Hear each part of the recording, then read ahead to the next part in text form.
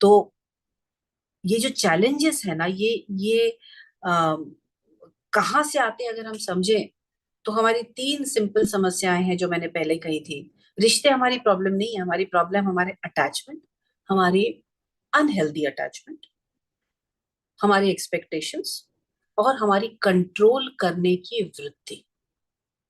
ये तीन शब्द याद रखिएगा। हमारे अटैचमेंट, देखिए कोई पसंद आना, किसी के साथ में अच्छा लगना, ये अटैचमेंट बुरा नहीं है, but there is something called as unhealthy attachments.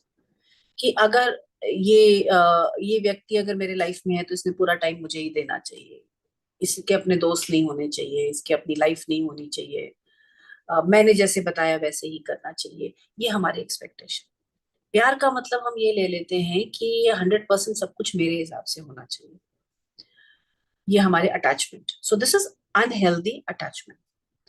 फिर उसपे से हमारे एक्सपेक्टेशंस, फिर हमारे एक्सपेक्टेशन स्टार्ट हो जाते हैं कि जब मुझे ऐसा लगता है तो ऐसा ही होना चाहिए, उसने मुझे समझना चाहिए, मेरे हिसाब से करना चाहिए, मुझे सब चीजों चीजों में इन्वॉल्व करना चाहिए, मेरे साथ ही बाहर जाना चाहिए, मेरे साथ ही एटसेट्रा एटसेट्रा एटसेट्रा। जब हमारे एक्सपेक्टेशंस आने लगते हैं, बच्चों के लिए हमारे एक्सपेक्टेशन होते हैं कि हम जो बोलेंगे वही करियर करना चाहिए, हम जैसे कहेंगे वही कपड़े पहनना चाहिए, हम जैसा चाहेंगे उसी तरह के दोस्तों के साथ में मिलना चाहिए, हम जैसा चाहेंगे उसी व्यक्ति के साथ शादी करनी चाहिए। ये हमारे एक्सपेक्टेशन आ जाते हैं। और फिर हमारे कंट्रोल करने का नेचर कि मैंने ये सोच लिया है मतलब यही होना चाहिए, और अगर ये नहीं हो रहा है मतलब मेरे साथ गलत हो रहा है। आप अटैचमेंट का पैटर्न देखिए। मैंने जो सोचा, मैंने जो चाहा, मैंने जो एक कॉन्सेप्ट क्रिएट किया, अगर उस वैसे के वैसा ही नहीं हो रहा है, इसका मतलब है कि सब कुछ मेरे अगेंस्ट हो रहा है, सब कुछ गलत हो रहा है मेरे साथ में। और फिर हमारी टेंडेंसी हो जाती है, या तो हम झगड़ा करते हैं, गुस्सा करते हैं, या हम विड्रॉ कर लेते हैं, उस व्यक्ति से अलग होने की कोशिश करते हैं। ये मैं ये नहीं कह रही कि देखिए सिचुएशंस है जहां गुस्सा करना पड़ता है, सिचुएशंस होती है जहां पे झगड़ा भी करना पड़ता है, सिचुएशंस होती है जहां सामने वाले की गलती बतानी पड़ती है, और सिचुएशंस होती है जहां आपको किसी रिश्ते में दूर भी हटना पड़ता है। लेकिन हर रिश्ता वैसा नहीं होता है। मुझे लगता है कि किसी भी रिश्ते में कोई भी एक्शन लेने के पहले थरो इंटरनल खुद का एग्जामिनेशन करना बहुत ज्यादा जरूरी है कि क्या मेरा एक्सपेक्टेशन नॉर्मल है या अनहेल्दी है। क्या मेरा अटैचमेंट अनहेल्दी है कि अगर सामने वाले का फोन नहीं आया तो मैं उसको 50 बार फोन करूंगी, ये अनहेल्दी है। अगर आपने एक बार फोन किया और सामने वाले ने नहीं उठाया, भाई साहब बिजी हो सकते हैं लोग, आपने कैसे सोच लिया कि वो बिजी होंगे ही नहीं या नहीं बिजी होंगे। मेरे जैसे समझ लीजिए, अभी मैं लाइफ के उस पड़ाव में हूँ कि जहां मैं अपनी लाइफ अपने हिसाब से बिताना चाहती हूँ, और मुझे बहुत ज्यादा बात करने का मन नहीं करता है, तो हर आने वाला फोन मैं उसी समय नहीं लेती हूँ। क्यों? क्योंकि उस समय मैं अपने माइंड को फ्री रखना चाहती हूँ, नहीं लेती हूँ। बट इसका मतलब ये नहीं कि मेरी आपसे दुश्मनी है। ये मतलब तो आप निकालेंगे कि मैंने फोन किया उसने उठाया नहीं। हो सकता है कि 2 दिन तक अगर मेरा फेज बहुत लो है, या मैं बिल्कुल मैंने डिसाइड कर लिया है कि मैं 2 दिन तक किसी भी दुनियादारी में पड़ना नहीं चाहती हूँ, तो मैं आपको 2 दिन तक कॉल नहीं करूँ, कॉल बैक नहीं करूंगी। और इन 2 दिनों में आपने सारे मतलब निकाल लिए कि ये व्यक्ति मुझे पसंद नहीं करता, हाँ ऐसे ही है, हाँ उसने एक बार भी ऐसे ही किया था, उसने भी तो मुझे बताया था कि ये मेरे बारे में ऐसा ही बोलते हैं, वगैरह वगैरह वगैरह। ये हेल्दी एक्सपेक्टेशन नहीं है, ये हेल्दी अटैचमेंट नहीं है। There is something called as giving benefit of doubt. हर व्यक्ति को, आपको अपने बच्चों को भी बेनिफिट ऑफ डाउट इस मामले में देना पड़ेगा। जब मेरे बच्चे बाहर निकले पढ़ाई करने के लिए, तो मैंने एक बहुत इंटरेस्टिंग चीज ऑब्जर्व करी। मुझे लगता था मैं बहुत अच्छी माँ हूं, तो मैंने बिल्कुल बच्चों का ख्याल रखना चाहिए पूरा टाइम, रोज रात को उनको कॉल करते करते करने का वो कि भाई कहाँ हो, कहाँ पहुंचे, ये कर रहे हो, कर रहे हो। अब इसमें कई बार यंग बच्चे हैं, कॉलेज में है, कहीं पार्टी में चले गए, कहीं होटल में चले गए। अभी आप लोग अगर यंग बच्चों की जैसी जगह पे होटल में जाते हो, तो आपने नोटिस किया होगा कि आवाज म्यूजिक की इतनी तेज होती है कि आपको कुछ सुनाई नहीं देता। हो सकता है नहीं सुनाई दिया उनको पहले, लेकिन उन्होंने जब फोन नहीं उठाया तो मेरे दिमाग में सारी प्रॉब्लम शुरू हो जाती थी। अरे ऐसा तो नहीं हो गया, कहीं फंस तो नहीं गई, कहीं इसका कोई किसी ने फायदा तो नहीं उठाया गया, कहीं एक्सीडेंट तो नहीं हो गया, ये आपके साथ भी होता होगा। अच्छी बात है, क्यों नहीं। तब फिर मेरी समझ में आया कि जब मेरे बच्चे घर से एक एक स्टेप निकल रहे हैं, मुझे उनको छोड़ना पड़ेगा। मुझे उनको छोड़ना पड़ेगा धीरे धीरे। हाँ, मैं ध्यान रखती थी, कॉलेज में है तो मेरा पूरा ध्यान रहता था कि क्लासेस अटेंड कर रहे हैं या नहीं, रिजल्ट्स कैसे आ रहे हैं, वगैरह वगैरह वगैरह। बट अगर मैं उसका अपने ऊपर इफेक्ट लेने लगूं, तो अगले बार जब वो बात करती है तो मैं सारा गुस्सा उसके ऊपर निकाल, तुम ऐसी करती हो, तुम ऐसी करती हो, फिर रिलेशनशिप्स खराब हो जाते हैं। तो ये हमारे एक्सपेक्टेशन हमारे अनहेल्दी अटैचमेंट से आ रहे हैं। क्यों हमारा विश्वास नहीं होता है कि किसी बच्चे को अगर आपने घर के बाहर पढ़ने के लिए भेजा है, तो क्या आपको इतना भी विश्वास नहीं है कि वो अपने ख्याल रख सकते हैं? एक्सट्रीम तो एक्सेस देखने मिलता है कि शादी करा देते हैं बच्चे की, लड़के की या लड़की की, और हर समय उनको इंस्ट्रक्शंस देते रहते हैं। अरे ऐसा मत करो, अरे वैसा करो, इधर मत जाओ, उधर मत जाओ, इतनी देर से क्यों सो रहे, इतना सुबह क्यों उठ रहे? भाई, अगर आपको लगता है कि आपका बच्चा, आपका बेटा या आपकी बेटी अपने लाइफ में इतना भी डिसीजन नहीं लेने के काबिल नहीं है कि क्या खाना है, कहाँ जाना है, कब सोना है, कब उठना है, तो शादी क्यों कराई उनकी? शादी के तो लायक ही नहीं है वो। तो ये प्रॉब्लम उनकी नहीं है, ये आपकी प्रॉब्लम है, क्योंकि आपके एक्सपेक्टेशंस है, आपके अटैचमेंट्स इस तरह से अनहेल्दी हुए जा रहे हैं कि आप सारी चीज को कंट्रोल करना चाहते हैं। तो रिलेशनशिप्स है चैलेंजेस के लिए ही है, जैसे मैंने शुरुआत में कहा था, रिलेशनशिप तो है ही हमारे लाइफ में हमको चैलेंज करने के लिए। इस एंगल से ना थोड़ा आप शांति से बैठ के अपने लाइफ के एक एक इंपॉर्टेंट रिश्ते को याद करिएगा कि कौन आपको किस तरह से चैलेंज करता है। देखिएगा, बड़ा इंटरेस्टिंग है। शांति से जब अच्छा मूड होगा तब बैठकर सोचिए, खराब मूड में मत सोचिए, फिर आप सबको दोष देने लगेंगे। अच्छे मूड में हर व्यक्ति जो आपके आसपास है, उनका उनका स्वभाव देखिए, उनका आपके साथ रिलेशनशिप सोचिए, और उनकी वजह से आप ओवर द इयर्स कैसे चेंज हुए ये सोच कर देखिए। अब बहुत इंटरेस्टिंग, मतलब मुझे याद है कि मैंने जब अपनी लाइफ में, जब मुझे समझता था तब शुरुआत की थी, जब लाइफ में सोचना कुछ, तब मेरी लाइफ में एक ही वो था कि मैं आइडियल हूँ, परफेक्ट हूँ, और मुझे सबको दिखाना है कि मैं आइडियल हूँ, परफेक्ट हूँ। और इसका सबसे बड़ा प्रमाण क्या हो सकता है कि मेरे बच्चे एकदम परफेक्ट निकले, तब लोग बोलेंगे कि ये परफेक्ट माँ है। तो पूरी तरह से उनका 24 आवर्स का लाइफ में कंट्रोल करती थी। लेकिन ये बच्चे तो आए ही मेरे लाइफ में है मुझे ये प्रूव करने, ये मुझे सिखाने के लिए कि बॉस, इतना कंट्रोल तुम्हारे लिए ठीक नहीं है, तुम्हारी स्पिरिचुअल ग्रोथ नहीं होनी है इस तरीके से। दोनों बच्चों ने पूरी तरह से हर उस चीज पे मुझे चैलेंज किया जो मुझे लगता था कि ये यही सही है, यही सही है, ये एक ही सच्चाई है। जहां जहां मैंने सोचा, वहां वहां बच्चों का बिहेवियर ऐसा था कि मुझे तकलीफ हुई, बहुत बहुत तकलीफ हुई, फिर तकलीफ हुई, फिर तकलीफ हुई। तब तक होती रही जब तक मैंने ये एक्सेप्ट करना शुरू नहीं किया कि उनकी सच्चाई अलग है। वो भी अपना रास्ता उस तरह से एक्सप्लोर करेंगे जैसे मैंने किया है। आज मुझे सब लोग बोलते हैं कि तुम वाह वाह, काउंसलिंग का तुम्हारा करियर है, तुम कितना अच्छा लोगों के लिए काम कर रही हो, एटसेट्रा एटसेट्रा। लेकिन मैंने एक समय में 10 साल मेडिकल एजुकेशन लिया हुआ, उसके बाद में 8 एक 10 साल प्रैक्टिस करने के बाद में उतना अच्छा करियर छोड़ दिया था।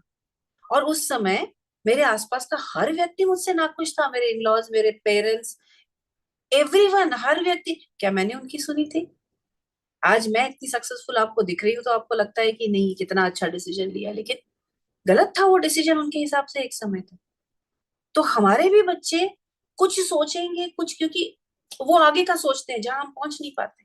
उनका एक्सपोजर बहुत सारा अलग तरीके का। हाँ, उनको गाइडेंस की जरूरत है हर स्टेज पे, हर किसी को। लेकिन जब हम ये सोच लेते हैं कि अगर वो सोच रहे तो गलत ही होगा, हमारी सोच से अगर उनकी सोच नहीं मिलती तो वो गलत ही होगा और उनकी लाइफ में उनका नुकसान ही होगा, तो हम अपने लिए और अपने बच्चों के लिए और अपने आसपास वाले लोगों के लिए परमानेंट प्रॉब्लम्स क्रिएट कर रहे हैं। तो रिलेशनशिप को हम किस नजरिए से देखना चाहते हैं? मेरा सिंपल एक सोल्यूशन के लिए भी अगर हम बात करें, तो सबसे पहले, आप ना किसी को ओन नहीं करते। कोई भी ऐसा नहीं है कि जो आप कहे कि ये मेरा है, इसके ऊपर मेरा हक है। ऐसा कोई व्यक्ति नहीं हो सकता या ऐसा कोई रिश्ता नहीं हो सकता, क्योंकि हर व्यक्ति का ना केवल अपने आप के ऊपर हक हो सकता है। हम तो, मैं आपको बताऊं, हम तो अपने आप के ऊपर जो हमारा हक है उसको भी पूरी तरह से नहीं निभाते। हम जो अपने आप को समझा सकते हैं, अपने आप की लाइफ बेटर कर सकते हैं, हम तो वो भी नहीं करते हैं। सारी चीजों के सॉल्यूशंस हैं हमारे पास में। मतलब अगर आपको घर में, जब अगर मान के चलिए कि आपके घर में कुछ रिश्ते गड़बड़ है, तो आपके पास में दो चॉइसेस है। एक, या तो आप उसी में घुसकर बैठे, मेरे साथ ये हो रहा है, मेरे साथ ये हो रहा है, मेरे साथ ये हो रहा है, ये आपका चॉइस है। दूसरा चॉइस ये है कि बाहर निकलिए, लोगों से सोल्यूशन मांगिए, नहीं तो काउंसलर के पास जाइए, वहां से सोल्यूशन मांगिए, उसको अपने लाइफ में लाके सोल्यूशन चेंज करने की कोशिश करिए।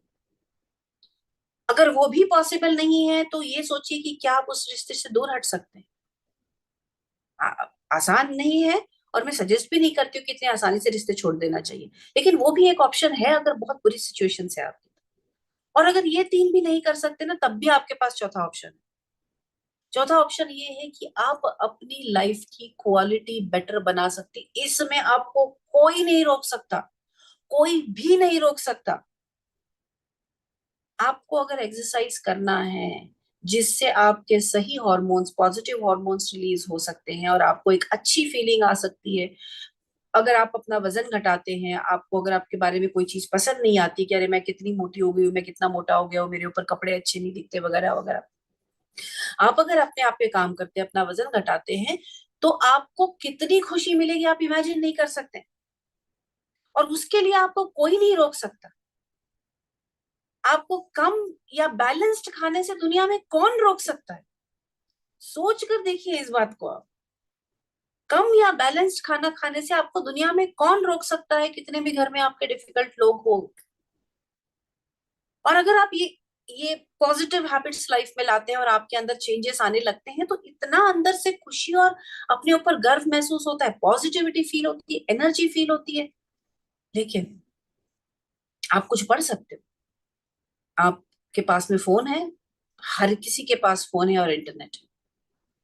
किताबें नहीं है या किताबें पढ़ने की आदत नहीं है, दिन भर इंस्टाग्राम फेसबुक देखकर, दूसरों की लाइफ देखकर परेशान होने की बजाय हम कुछ अच्छा निकाल कर उसमें पढ़े, ये भी तो चॉइस है।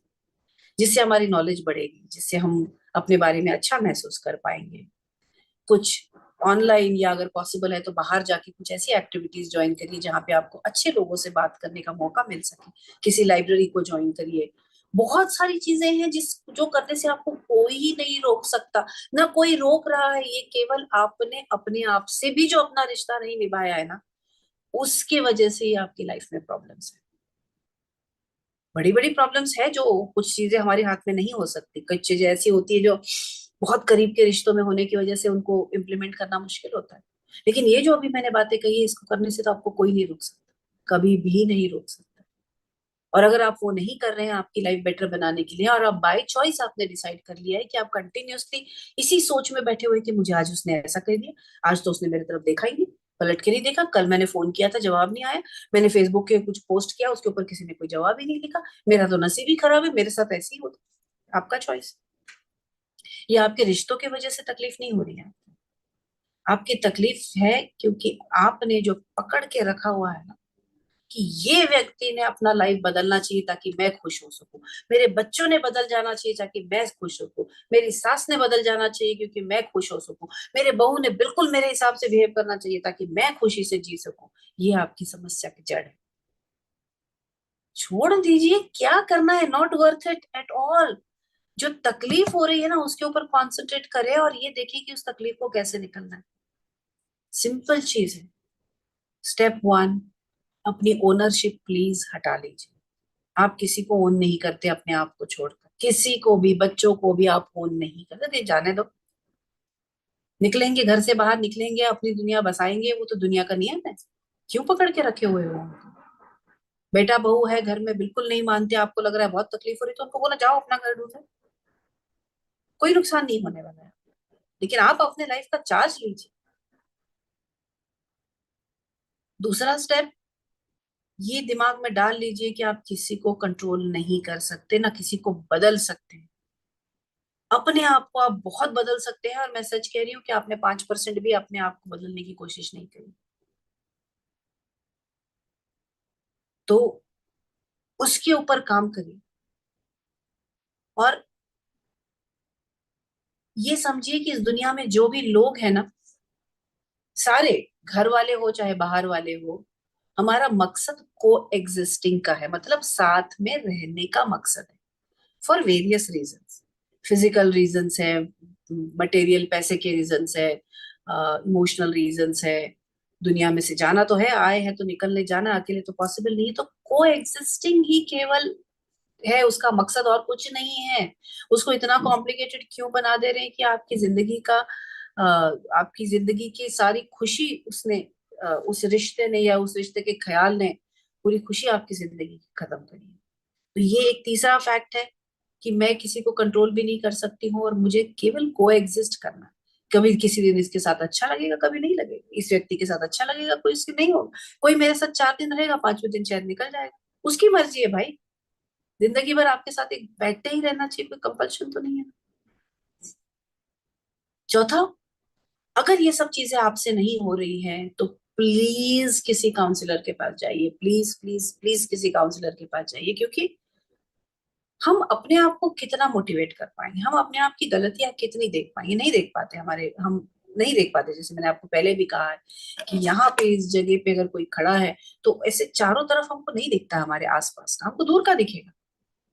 तो ये दूर से देखने वाला व्यक्ति ना तुरंत बोलेगा ही, थोड़ा सा इधर झुक जाओ ना, यहाँ पे तुमको बार बार कुछ चुभ रहा है और तुम कंप्लेन किए जा रहे हो कि मेरे मुझे दर्द हो रहा है। मैं यहाँ से देखकर बोलूंगी एक काम करो ना, इधर थोड़ा सा झुक के यहाँ से निकल जाओ, बाजू से दर्द दूर हो जाए। तो काउंसलर से बात करिए। आपके घर वाले, आपके जो इमीडिएटली इंपॉर्टेंट लोग हैं आपके साथ, जिनके साथ इश्यूज है, उनके साथ काउंसलिंग के लिए जाइए, बच्चों के साथ जाइए, आपके स्पाउसेस के साथ जाइए, आपके इनलॉज के साथ जाइए, आपके पेरेंट्स के साथ जाइए। क्योंकि जब आप किसी तीसरे व्यक्ति के साथ में बात करते हैं तो अगेन तीसरा व्यक्ति, हम लोग फैमिली काउंसलिंग करते हैं, हम लोग ग्रुप काउंसलिंग करते हैं। कई बार पूरा के परिवार आकर बैठता है हमारे साथ में, और ऐसे समय में हम कई बार क्या करते हैं कि उनको एक कोई भी उनकी रिसेंट समस्या पे कहते हैं कि आप लोग आपस में डिस्कस करिए, ऐसा मान के कि मैं नहीं हूं यहाँ पे। थोड़ी देर उनको ऑकवर्ड लगता है, फिर जब बिल्कुल उसमें आ जाते हैं तो शुरू हो जाते हैं, तुमने ऐसा कहा, तुमने ऐसा कहा। अब मैं जो एज अ थर्ड पर्सन देखती हूँ, 90% ऑफ द टाइम मेरे समझ में आता है कि ये बोलना कुछ और चाहता है, ये सुन कुछ और रहा है। ये एक्सप्लेन नहीं कर पा रहा और ये सुनना नहीं चाहता। और जब उसी चीज को मैं ब्रेक डाउन करके सिंपल भाषा में कहती हूँ, तो प्रॉब्लम वहीं की वहीं खत्म हो जाती है। तो हमारी कम्युनिकेशन गैप्स हैं, हमारी हमारी वोकेबलरी सही नहीं है, किस तरह से कोई चीज को एक्सप्रेस करना हमको नहीं पता है। ये सब की कोई ट्रेनिंग तो हुई नहीं कि कैसे एक्सप्रेशन से सामने वाले को गुस्सा आ जाता है, कैसे टोन से। कई बार तो ये होता है कि किसी किसी का टोन जो है वो बहुत ऊंचा होता है नॉर्मल बात करने में। तो जब भी वो बात करता है स्पेशली एक्साइट होके, तो सामने वाले को यही लगता है कि तुम गुस्सा कर रहे हो, तुम झगड़ा कर रहे हो। फिर जो नहीं मुद्दा था वो भी मुद्दा लेके शुरू हो जाते हैं चीजें। तो जब कोई तीसरा व्यक्ति आपको ये सब चीजें पॉइंट आउट करके बता सकता है, तो आपको भी अपने आप को बदलने में सुविधा होगी, और आपके साथ में जो व्यक्ति अगर वो भी आपसे रिश्ता ठीक करना चाहते हैं तो it there is nothing like it. तो सबसे पहला स्टेप था, अपनी ओनरशिप छोड़ दीजिए। दूसरा, मैं केवल अपने आप को कंट्रोल कर सकता हूँ या सकती हूँ, इसको बार बार अपने आप को याद दिलाइए। तीसरा, को एग्जिस्ट करना है, इस दुनिया से जाना है, 70-80 साल है वो निकालने हैं, तो सबके साथ में सबको बदलने की कोई जरूरत नहीं है उनको। मुझे शांति से इस दुनिया से जाना है, ये इंपॉर्टेंट है। चौथा, जहां जरूरत हो वहां तीसरे किसी मध्यस्थ व्यक्ति का रोल जरूर यूज करें। और अगर कोई ऐसा नहीं है जो दोनों की तरफ न्यूट्रल रह सकता है, तो काउंसलर के पास है। और आखिरी और पांचवी बात जो सबसे इंपॉर्टेंट है, प्लीज अपने लाइफ में ग्रैटिट्यूड ऐड करिए। आपकी लाइफ की जो भी समस्या है, चाहे आपकी तबीयत की समस्या है, चाहे रिश्ते की समस्या है, चाहे पैसे की समस्या है, जो भी है, प्लीज ग्रैटिट्यूड ऐड करिए। अभी लोग कहते हैं कि नहीं नहीं, हम भगवान को थैंक यू तो देते हैं। दिन में एक बार हाथ जोड़ के उस समय थैंक यू देने से कुछ नहीं होता है। ग्रैटिट्यूड का सही इस्तेमाल होता है कि जिस समय आपको तकलीफ हो रही है, जिस विषय को लेकर तकलीफ हो रही है, उस विषय को लेकर आपके लाइफ में अच्छा क्या रहा है उसको याद करके उस समय थैंक यू बोलना। और ये डिफिकल्ट होता है क्योंकि उस समय तुम्हारा दिमाग गुस्से में भरा होता है या दुख में भरा होता है, लेकिन आप याद करके देखिए उन चीजों। अगर आपके हस्बैंड के साथ में आपकी आए दिन अनबन होती है, तो याद करके देखिए कि पिछले बार जब आप बीमार थे तो क्या उन्होंने आपका साथ दिया था। अगर नहीं दिया था तो फिर मुझे लगता है कि आपको बहुत ज्यादा उस रिश्ते को कैसे मैनेज करना उस पर सोचना पड़ेगा। बट जनरली होता है, लोग बहुत बुरे बहुत रेयर केसेस में होते हैं। उसके लिए कि चलो मैं उस समय बीमार थी तो इन्होंने इतना किया था, भगवान थैंक यू सो मच कि कोई तो था, अदरवाइज कोई नहीं होता। जिस समय बच्चे सुनते नहीं है, मुझे जब जब भी बच्चों के साथ में इशू लगता है तो मैं सबसे पहले भगवान को थैंक यू बोलना शुरू करती हूँ। भगवान आप जिसको भी मानते हैं, कि भगवान थैंक यू ये लोग हेल्दी है, थैंक यू कि इनकी तबीयत ठीक है और ये लोग सेफ है। आप सोच के देखिए इस बारे में, हम छोटी छोटी छोटी छोटी चीजें लेके बैठी है, लेकिन अगर इस व्यक्ति को कुछ हो गया तो सबसे पहले तो कोई भी व्यक्ति हो उसके लिए थैंक यू तो बोलिए कि इसकी हेल्थ ठीक है, इसके ये हेल्दी है, इसकी हेल्थ ठीक है और ये सेफ है। जब इन चीजों को दिल से बोलोगे ना आप, तो गुस्सा दुख वैसे ही थोड़ा सा लेवल पे आ आने लगता है। फिर पुरानी बात याद करिए, आपके लाइफ में जितनी चीजें अच्छी है, मैं आपको बता रही हूँ किन किन चीजों के बारे में। एक टिपिकल होता है हमारा नहाते समय फॉर एग्जाम्पल, या खाना बनाते समय ना बहुत विचार चलता है, क्योंकि सारे हम काम मैकेनिकली करते हैं, उसी समय सारी चीजें हमको याद आती रहती हैं। तो मैंने अभी एक ये चीज किया है कि जैसे ही मैं शावर शुरू करती हूँ, मैं सबसे पहले अपने आसपास देख के ना दिल से, मैंने पहले भी शायद आपको कहा होगा इन सेशंस में कि मैं कहती हूँ कि भगवान थैंक यू, इतना सुंदर साफ बाथरूम, क्योंकि मुझे ना गंदा बाथरूम बिल्कुल चलता नहीं। मुझे हमेशा से बचपन से ऐसा लगता था मेरा बाथरूम जैसा होना चाहिए, ड्राई एरिया वेट एरिया वगैरह वगैरह वगैरह, वो सब है, उसके लिए मैं पहले थैंक यू बोलती हूँ। फिर पानी, बढ़िया प्रेशर से पानी आ रहा है शावर से, जितना मुझे जिस तरह का टेम्परेचर चाहिए मैं एडजस्ट कर रही हूँ, और जितनी देर चाहिए मैं नहा रही हूँ। आपको लगता है ये थैंक यू बोलने वाली बात नहीं है? प्लीज याद करिए, आधी दुनिया के पास पीने का भी पानी नहीं है, और हम इतना इतना लीटर फ्लश में और शावर में पानी खर्चा करते हैं, रोज रोज करते हैं और करते हैं। अरे भैया थैंक यू जो है उसके लिए तो बोलो, जो है उसके लिए तो बोलो। बिजली का बिल, मुझे फिर सामने गीजर दिखता है जिसमें इलेक्ट्रिसिटी चल रही है, तो मुझे याद आता है कि बिजली का बिल, फिर मैं थैंक यू बोलती हूँ, भगवान बिजली का बिल देने के लिए कंफर्टेबली मेरे पास पैसे होते, कभी मुझे सोचना नहीं पड़ता है। फिर मुझे उस पे से बातें याद आती कि जो जो चीजें चाहिए होती है मुझे, 90% चीजों के लिए कभी मुझे 4 बार सोचना नहीं पड़ता। मैं बहुत रईस नहीं हूँ, लेकिन मुझे किसी चीज की कभी कमी ऐसी महसूस नहीं हुई है। मेरे पास हर बार काम नहीं होता है, बट हमेशा इतना काम जरूर होता है कि मैं अपनी जिंदगी अच्छे से निकाल सकूं, और मैं जितना अपने खुद के लिए जितना काम करना चाहती हूँ उतना मेरे पास होता है। ऐसे जब मैं सोचते जाती हूँ तो हर चीज में थैंक यू बोलने के लिए, और मैं सच बताऊं, ये ग्रेटिट्यूड के भरोसे पे मेरा लाइफ का नेगेटिविटी इतनी लो हो गई है। आज भी जब बिल्कुल डाउन जाती हूँ तो कंटिन्यूअसली अपने आप को फोर्स करके चीजें सोचती हूँ जिनके लिए थैंक यू बोलना है। और आप कोशिश करके देखिएगा, जब आप ये शुरू करेंगे ना, इतनी चीजें आपको मिलेंगी कि अगर आपका दिमाग सही जगह पे है, आप हैंडीकैप नहीं हो मेंटली या फिजिकली, वो चीज के लिए थैंक यू कब बोलेंगे? हम दुनिया की सारी चीज के लिए कंप्लेन करते हैं, या ये व्यक्ति ऐसा है, इसने मेरे साथ ऐसा किया, इसने मेरे साथ ऐसा किया। अरे भैया खुश तो रहो। अगर ये एक फ्रेंड आके बैठ जाए और एक हाथ आपका टूट जाए तो आपको चलेगा? कोविड में लोग ऐसे ही मर गए, ऐसे ऐसे ऐसे मर गए, क्यों मर गए किसी को पता नहीं आज तक। वो चलता था आपको? तो प्रॉब्लम्स है लाइफ में, चैलेंजेस है, लेकिन अगर उनको देखने का नजरिया हम बदल पाए, क्योंकि रिश्तों की हमको जरूरत भी होती है।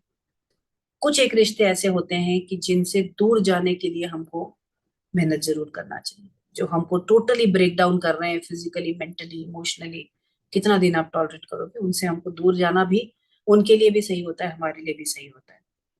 लेकिन बाकी रिश्ते हमको जोड़ते रहने पड़ते हैं। और एक डिस्टेंस कि कितना पास कितना दूर, कितना पास कितना दूर, इसे कहते हैं हेल्दी अटैचमेंट्स। हम इसे कहते हैं कि लोगों के साथ में यू शुड हैव अ, क्या कहते हैं उसको, कंट्रोल्ड लव। प्यार करने का मतलब ये नहीं कि घुसे जाओ उस व्यक्ति की जिंदगी में। अपने बच्चों से इतना प्यार करती हूँ कि वो शादी करके कहीं पर भी दोनों हस्बैंड वाइफ घूमने जाए तो भी मैं उनके पीछे पीछे पीछे पीछे, क्योंकि मैं अकेली नहीं रह सकती। भाई आप अकेले नहीं रह सकते, ये आपकी प्रॉब्लम है। जब आप यंग थे तब क्या आपको पसंद आता था कि हर समय आपके साथ कोई ना कोई लगा रहे? तो इनके साथ में आप उतना क्यों? ये प्यार की निशानी। अगर आप प्यार करते हैं तो आप खुद को दूर रखोगे उनसे। मैं ये नहीं कह रही कि अपने अपना नुकसान कर लो, अपने लिए भी आप कुछ ढूंढो, अपनी फ्रेंड्स बनाओ, अपनी लाइफ बनाओ। तो हर चीज में ना, अगर आप जिस व्यक्ति से सचमुच प्यार करते हैं, उस व्यक्ति से एक अच्छा खूबसूरत सा डिस्टेंस बनाने के बारे में सोचिए। This is called healthy detachment, this is called loving detachment. और जो अगर आप ये कर पाए और हर छोटी चीज के लिए लाइफ में ग्रेटिट्यूड ला पाए, तो बहुत सारी चीजें आपके रिश्तों में, और बहुत सारे आपके रिश्तों में चेंजेस आके पॉजिटिविटी आ जाएगी। I hope this would help some of you, and thank you so much.